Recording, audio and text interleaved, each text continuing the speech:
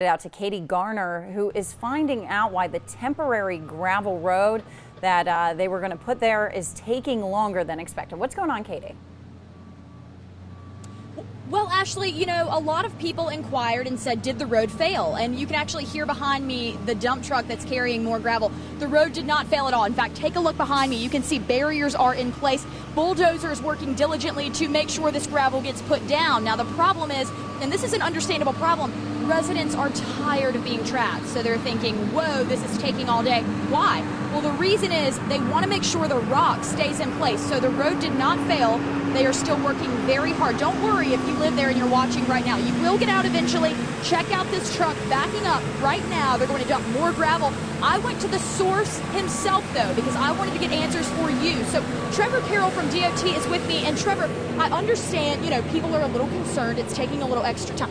Why is it taking the extra time to get the gravel in place? Well, Katie, number one, safety is first. Whenever we are placing this amount of gravel in place, in the depths of the water that we're placing it in, it's challenging to make sure we get the rock in the right place and in the right lifts so that we can continue to back trucks in safely and effectively, and that's been our challenge. All right, well, thank you so much for your time, and I'm glad that we could clarify that. I do want to show you some video of what took place earlier as far as road work was concerned. Road work has been going on here since Sunday when this happened, but it really ramped up today as they began the gravel placement. Now, I can tell you that over 24 dump trucks of gravel have been out here on a daily basis. They're refilling, they're coming back out. It's a busy, busy time out here on the road. So coming up, we're going to take a closer look at the yards that are flooded. That's still looking pretty bad as well. Now, I am hearing from sources that the water has not really dried up at all. Maybe a few inches are gone, but it's still looking to be about 4 feet deep out here. Take a look at that, though, and you can see the dump truck dumping that gravel. They are working diligently. We are going to stay on top of this through the 6 o'clock hour. We'll be back with you at 5. Ashley, back to you. That's where we found Cady Gardner. Cady, it looks like the water has not gone down there just yet. Fran, you're right. I mean, look at this. I'm standing in this, and I'm going to be honest for a second. I've been standing in this for about 10 minutes. There have been some animals crawling by. This is what I want to tell you.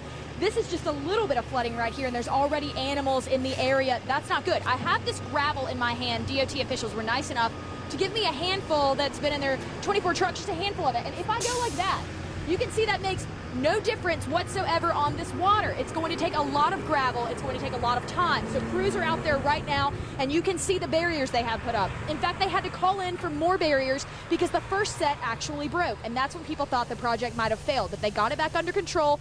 24 trucks are continuing to refill right now so they can get this gravel put down. Now, originally it was thought to be done by 2 o'clock this afternoon.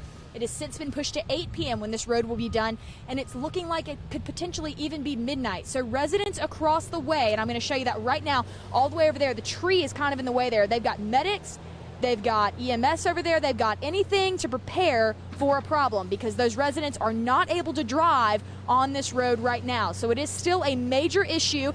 Flooding has not gone down. In fact, what I'm hearing from police, from New Hanover County Sheriff's Department, is that the flooding has only gone down maybe about 2 inches at this point. I'm going to let you know if that changes, but it looks like right now we got a little sunshine today. Maybe that'll help things a little bit, but we're going to continue to be live with you through 6 o'clock. I'll bring you any additional updates. Guys, back to you. Good evening, everyone. Crews are working to help you deal with flooding that just won't go away. Workers are now putting gravel down along Edgewater Club Road in Porter's Neck. That will help drivers navigate the area still partially covered in floodwater. Yeah, let's find out if the makeshift bridge is working. Going live now to WECT's Cady Gardner, who is along that roadway. So, Cady, how does it look? Well, you know what? They've been putting gravel down since early this morning. It was anticipated that it would be done by 2 o'clock.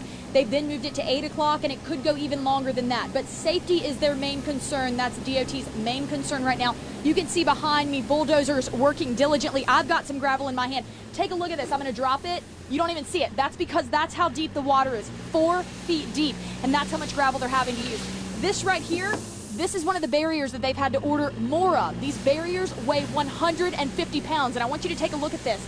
Those barriers are actually bending into the water, and that's how heavy that gravel is. It's pushing against those barriers, so they're having to really replace those as well as add more gravel. So it is taking them some time. Safety is, again, their main concern. Tell the resident, or if you are a resident watching right now, tell your friends that, you know what, they are going to be done. They're going to stay here until the work is done. Lights are even on the way. Want to walk over, though, because out of the 1,100 property owners in the area, I found 2 of them right here. This is my main man, Fisher. And Fisher, I heard you went to camp today. Is that right? Mm-hmm. Yeah, well, how did you get there? Well, some people took me with a big truck. With a big truck, that's right. And hey, Mom, this is Stephanie Fisher's mom. Now tell me something. I'm hearing a lot of neighbors are helping each other out in times like this. So kids like Fisher who go to year-round school can get to the camps that they need to learn. Right. Well, we got most of our updated information on Facebook, our community. Somebody would walk down here, get pictures, and then go back and report it on the Facebook. And then also we were all communicating about who has the biggest truck and who can get people where they need to go. So we all kind of came together and helped each other out. Absolutely. Well, people like Fisher and Stephanie here, there's a lot of them to go around. So stay safe. I do know that last night firefighters were going door to door on Figure 8 Island and along other properties leading up to the island, making sure they had medicine, making sure they had food and water. So they are out. They are making sure that you're okay. And this work will go on until it's done a little later tonight. Guys, back to you. All right. Thanks.